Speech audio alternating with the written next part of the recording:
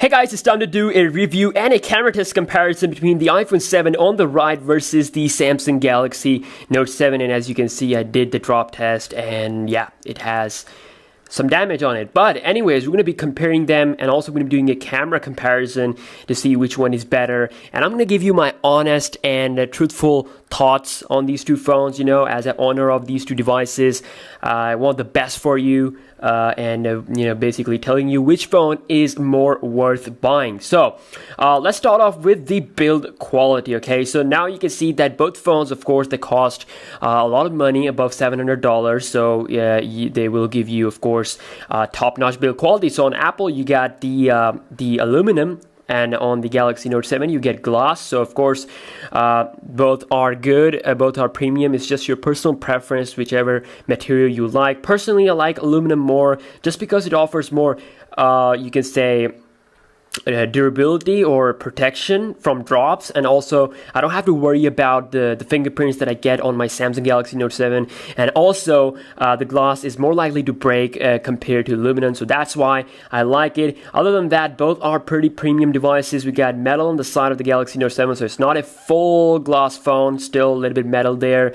And if we take a look at the bottom, you can see we got everything down below on the Note 7. You got the charging port, USB Type-C, the speaker, the S Pen, and the 3.5mm headphone jack. And speaking of the charger, the Galaxy Note 7 supports fast charging as well as wireless charging, which you cannot do on the iPhone. And also on the top, you can see the iPhone has nothing, while the Galaxy Note 7 comes with the micro SD card slot tray along with the SIM card also. So you can expand the storage on the Note 7, which of course you cannot do on iPhone. In fact, on any iPhone on this planet.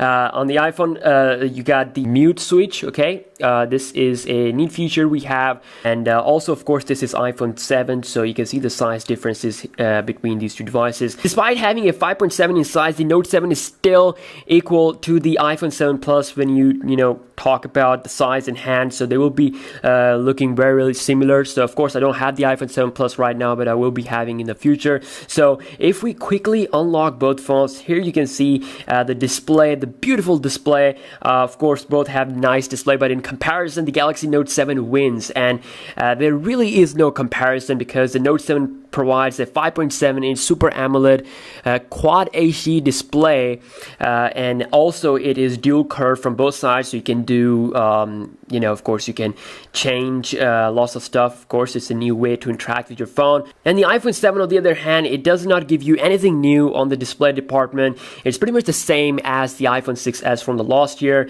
in both size of the screen wise and also the resolution wise is still 720p. And Apple fans might say that you cannot differentiate between the quality of display and blah blah blah, but really guys, if you hold these two phones side by side, you definitely notice that Note 7 has a better display. As an owner of these two phones, I can definitely say that if you want high quality display, if you're going to watch a lot of movies and you don't want the bezels or like black border on the side, then Galaxy Note 7 is definitely the phone to go with, and you can watch movies and play games and there's no border. It's just full chunk of screen, and I love it. I love having dual edge display. Moving on to the softer side, you can see the iOS 10 on the iPhone 7. We got Android Marshmallow on the Galaxy Note 7. Nothing much to discuss here either because of course you want more customization. You go for Android if you want a simpler and more simple and fast, or you can say just really user-friendly environment, and go with the iPhone. So of course the iPhone 7 does give you a 3D touch, of course, which works flawlessly with the iOS 10. I love it.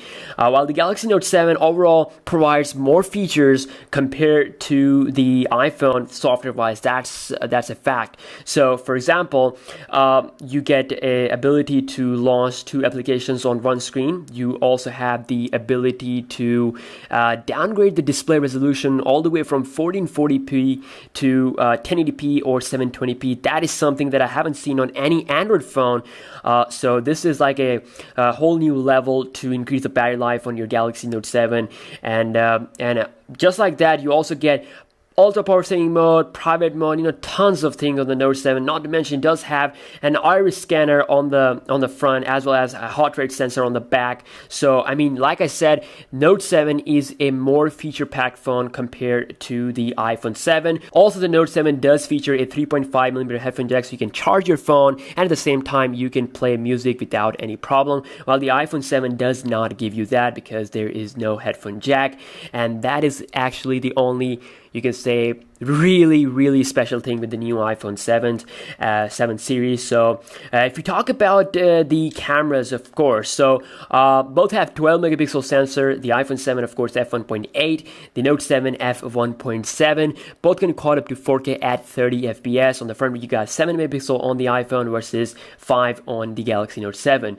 If we talk about the overall picture quality, I should say I definitely enjoy pictures on both devices. iPhone 7, of course, improved, especially in low light situations, and they have their little bit changes in color-wise, but I love them, okay? For the price, they're doing a great job. But the Galaxy Note 7 takes the lead when it comes to autofocus. The autofocus is really fast when it comes to, recording 4K videos. It's just so fast that the iPhone cannot keep up. On the iPhone, you have to rely on touch to focus sometimes, but it does have optical image stabilization just like the Note 7, so it is having like more stabilized video performance as compared to the last year 6S. And also you get like little bit better colors in low light situation on the Galaxy Note 7 compared to the iPhone 7, just because of having a little bit bigger aperture size, f1.7 compared to f1.8 on the iPhone 7. Now let's take a look at the 4K footage out of these two phones.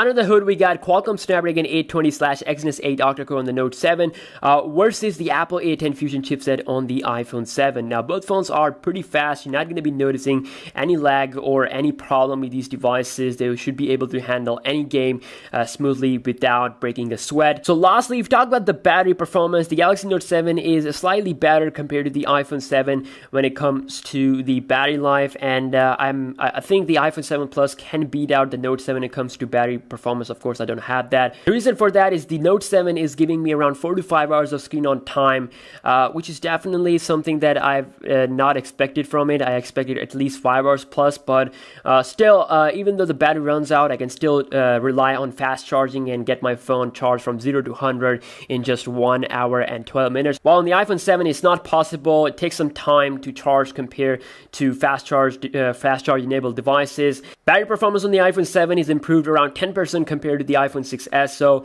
overall, both phones will not going to be able to survive up to 1 day easily if you use like Wi-Fi all the time and play YouTube videos and you do extensive tasks, then Facebook and all that stuff.